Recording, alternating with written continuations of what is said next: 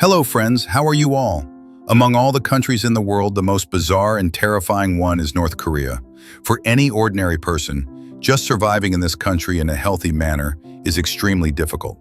The entire country is ruled by its dictator, Kim Jong-un, and every single citizen is forced to obey his every command. The people of this country can't even eat properly twice a day. They are not allowed to watch TV or listen to the radio as they wish. They can't listen to music, dance, or throw parties freely. The government decides everything: how someone should cut their hair, how they should dress, how they should appear, and even what job they will do once they grow up. Citizens are not allowed to use the internet at all. The country is completely isolated from the rest of the world. Ordinary citizens here live in conditions worse than prisoners. Yet, despite such a miserable existence, no one is allowed to leave the country, not even step outside it. People must live their entire lives within its borders, smiling on the outside until death. If anyone tries to escape and gets caught, the punishment is horrifying. 3 generations of that person's family are imprisoned.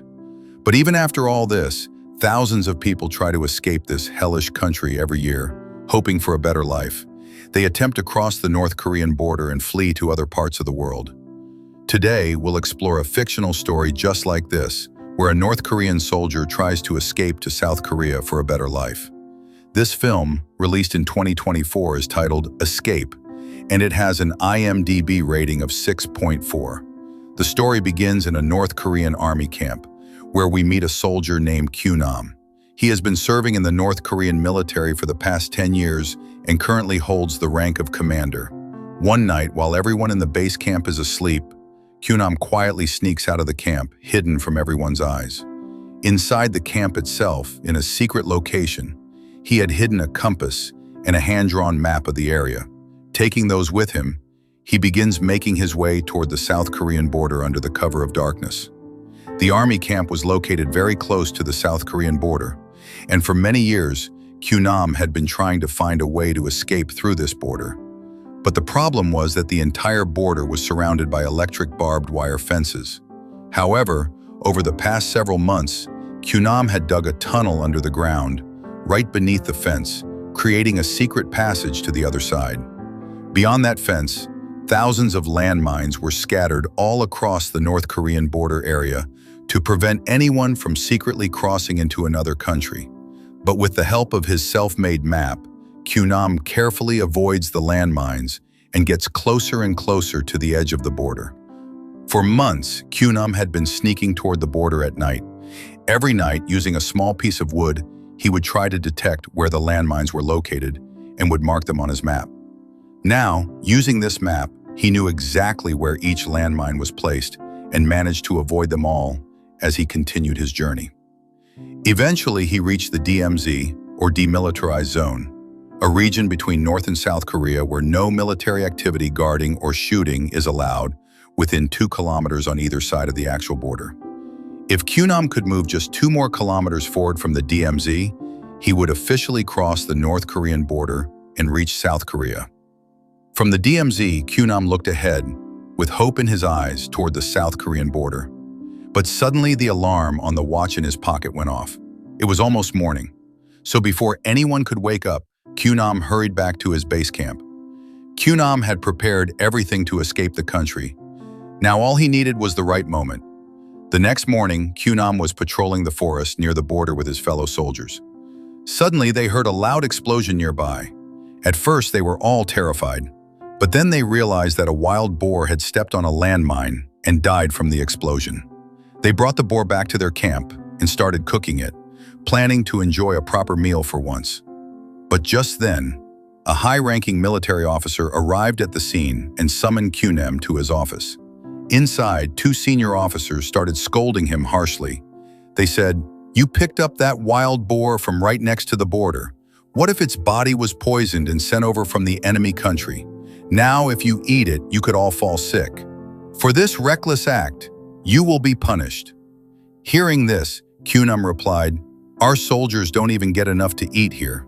Just a few days ago, some of them fell seriously ill from weakness and hunger. That's why I thought maybe eating the boar's meat would give them some strength." The officers looked at each other and then started laughing at him. In the next scene, we see all the senior officers of the camp sitting together and feasting on the very same wild boar brought in by Qunum's group. As punishment, Qunum is assigned the duty of serving food to those officers. This whole incident made Qunum deeply angry at the senior officials, but there was nothing he could do in that moment, so he quietly followed their orders. Later that night, after dinner, Qunum climbed up to an empty watchtower. Using a hidden radio he had, he started listening to a South Korean broadcast. This radio was his secret window into the outside world. It helped him stay updated on what was happening in South Korea. While listening to a song on the radio, Qunum began reminiscing about his childhood. His father used to serve in the North Korean army too, but one day he died in battle. A few years later, when Qunum grew a little older, his mother also passed away. Now he was completely alone in the world. As Qunum sat there, lost in memories and listening to the song, another soldier from his unit named Dong-hyuk suddenly appeared. Dong-hyuk said, "I know exactly what you're trying to do. You're planning to escape to South Korea. I saw you sneaking out of our base camp the other night." Hearing this, Qunum was alarmed and became angry. He immediately denied everything. But Dong-hyuk replied, "Don't worry. I won't tell anyone. I just want one thing. When you escape, take me with you. My mother and sister escaped to South Korea long ago, and I don't want to live alone in this country anymore." Qunum got irritated and snapped back, "Have you lost your mind? I was born in this country, and I'll die here. I love my country. If you ever bring up escaping again, I'll make sure you're punished severely." In truth, many people attempt to escape North Korea every year. That's why the government has secretly appointed spies among the citizens, people whose sole job is to find out who is planning to defect. Qunum now suspected that Dong-hyuk might be one of those government informants, so he didn't admit to anything in front of him. The next night, while everyone was asleep, a loud siren suddenly blared in the middle of the night, waking all the soldiers. The meaning of this siren was clear. Someone was trying to escape across the border. As Qunum got up, he quickly noticed that Dong-hyuk was missing from the base camp. Realizing this, he immediately understood that Dong-hyuk had stolen his secret map and was trying to escape to South Korea that very night. While the rest of the soldiers began searching the surrounding area, Qunum quietly separated from the group and followed the path marked on his own map, heading straight toward the border. There, he spotted Dong-hyuk trying to climb over the barbed wire fence and enter the DMZ. Qunum stopped him and said, "This isn't the right time to escape. We'll leave in a few days when the time and opportunity are right. Come back to the camp with me before anyone shows up." But Dong-hyuk refused to return, leading to an argument between the two of them. During this confrontation, a group of high-ranking officers arrived at the scene with several soldiers and arrested both of them. The officers assumed that both Qunum and Dong-hyuk were trying to escape. They tied their hands and feet and brutally beat them, leaving both of them badly injured and bleeding. One officer then interrogated them, "Where were you two trying to escape to, and who made this map?" The map in question was the same one Qunum had secretly created over many months, marking the locations of all the landmines near the border. After staying silent for a few moments, Dong-hyuk spoke up. "I made the map. I was trying to escape to South Korea alone. Qunum had nothing to do with this." Hearing this, Qunum looked at him in shock. To save Qunum's life, Dong-hyuk took all the blame upon himself. Meanwhile, news of the attempted escape reached a very senior officer in the North Korean army, Major Lee Hyun. After being informed about the previous night's events, Lee Hyun started to suspect that Qunum was actually trying to stop the soldier from escaping. As a result, Qunum was reinstated in his position, and Dong-hyuk was imprisoned for the crime of attempting to escape the country. Pleased with Qunum, Major Lee Hyun took him along as they traveled together. While on the road, Lee Hyun said, "Your father was a great soldier. He died in battle for this country, and today, like him, you helped catch a traitor. For your patriotism, I'll recommend you for a promotion." From their conversation, it became clear that Qunum and Lee Hyun had known each other well for a long time. But Qunum, listening to all this, began to feel increasingly nervous inside. Later, Lee Hyun brought Qunum to a military party, attended by all the senior officers of the North Korean army. There, Kyunam was honored for his actions and was officially promoted to a higher rank. However, Kyunam was not at all happy with the promotion. Now that he held a higher rank, even more people would be watching him closely, making it much harder for him to escape the country.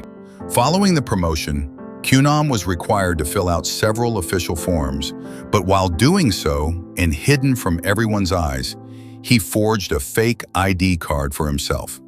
In fact, Kyunam was planning to escape that very night, and before leaving, he wanted to rescue Dong-hyuk from prison.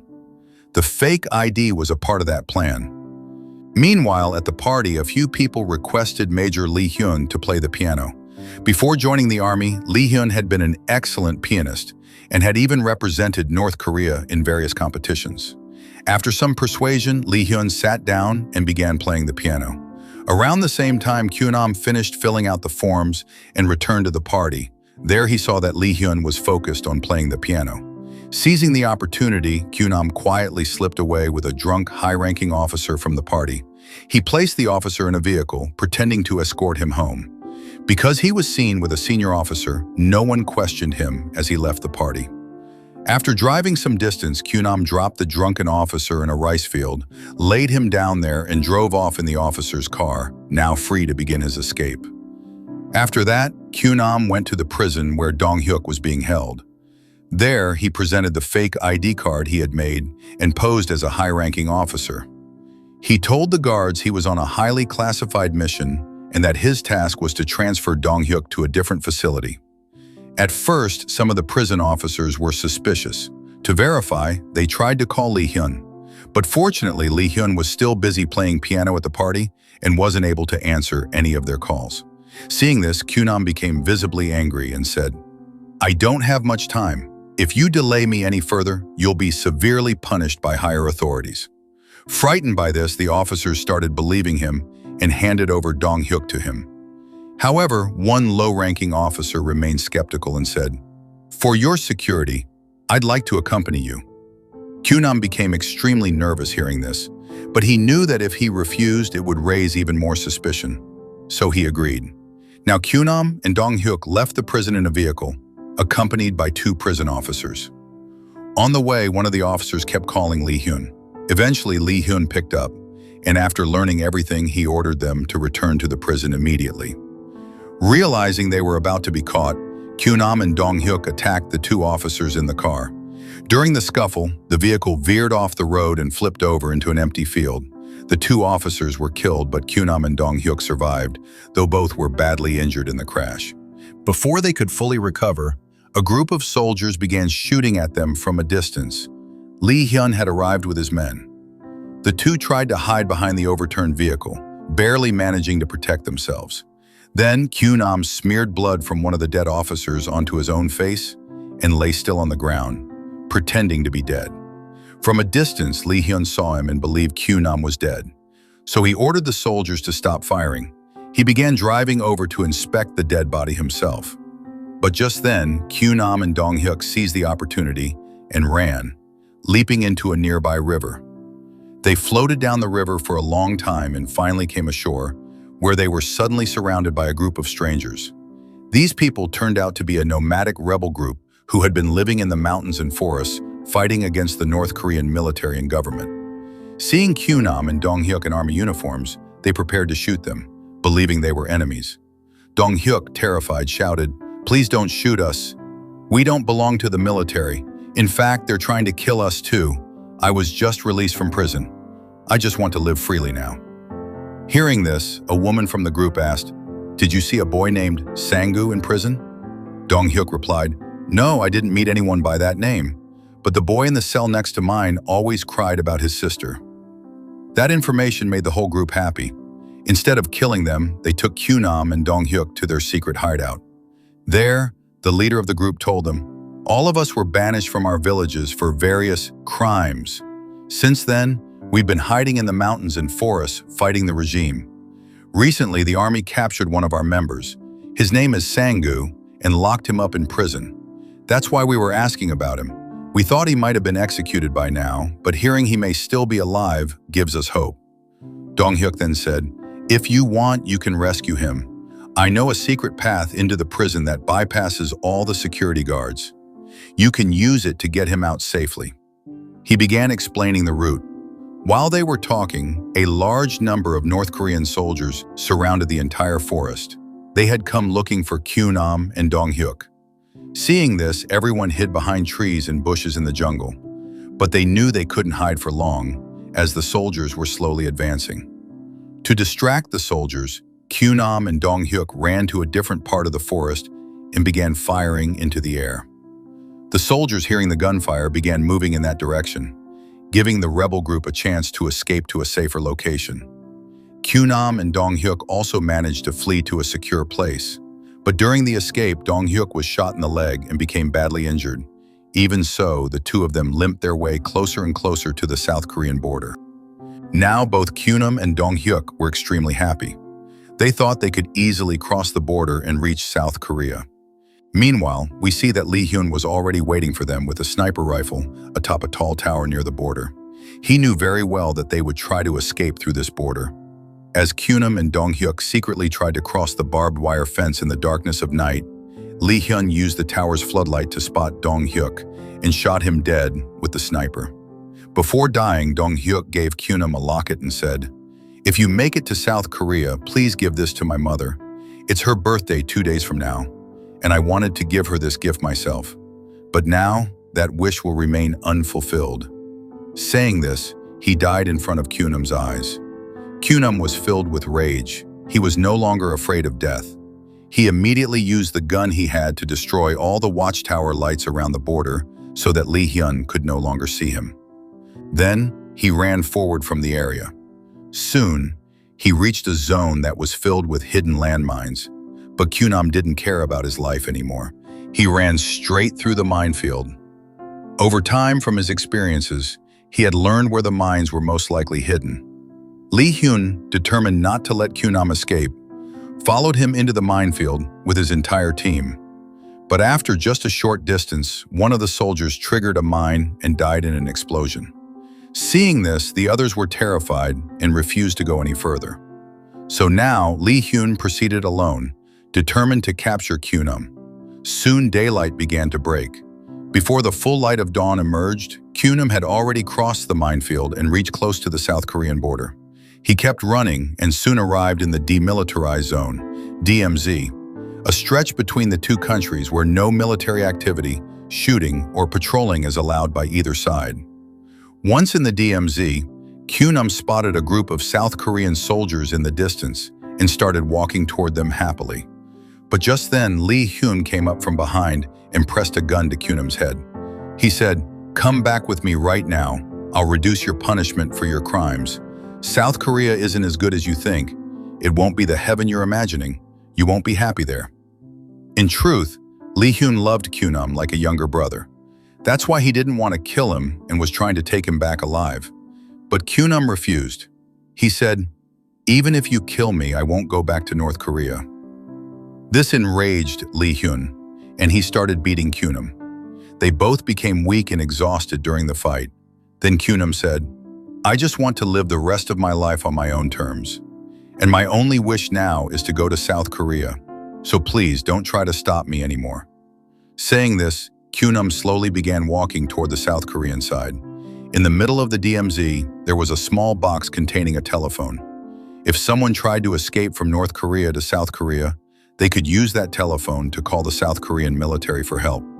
Kyunam picked up the phone and requested permission from the South Korean soldiers to enter the country. But during all this, Lee Hyun shot him in the leg from behind, injuring him. He kept shouting at Kyunam, begging him not to cross over. But Kyunam didn't listen. Limping and bleeding, he entered a tunnel ahead. Half of the tunnel was in North Korea and the other half in South Korea. Right in the middle of the tunnel was a line.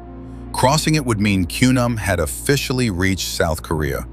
Lee Hyun followed behind, still shooting at him. Just before Kyunam could cross the line, Lee Hyun shot him in the back. Kyunam fell to the ground in pain. But still, with all his remaining strength, he dragged himself forward and managed to touch the line. Lee Hyun stood still and watched the entire scene unfold. He could have easily killed Kyunam then and there, but after seeing his sheer determination and willpower, he let him go. With tears in his eyes, he said, "All right, go live the rest of your life the way you want." Saying this, he sadly turned and went back toward North Korea. Meanwhile, South Korean soldiers arrived and took Kyunam with them. Months later, Kyunam met Dong Hyuk's mother and sister, who had fled to South Korea long ago. He gave them the locket that Dong Hyuk had entrusted him with before dying. Then he had a meal with them and spent a pleasant time together. But he didn't tell them the truth about Dong Hyuk's death. He said, "Dong Hyuk is still doing fine in North Korea." Hearing this, his mother and sister were relieved. After that, Kyunam started a new business in South Korea and began living a good life. He was finally fulfilling the dream he had held on to for so many years. And with that, the story of the film ends. So I'll end today's video here. Let me know how you liked it in the comments. If you enjoyed it, give it a like. If not, feel free to dislike. I'll see you in the next video.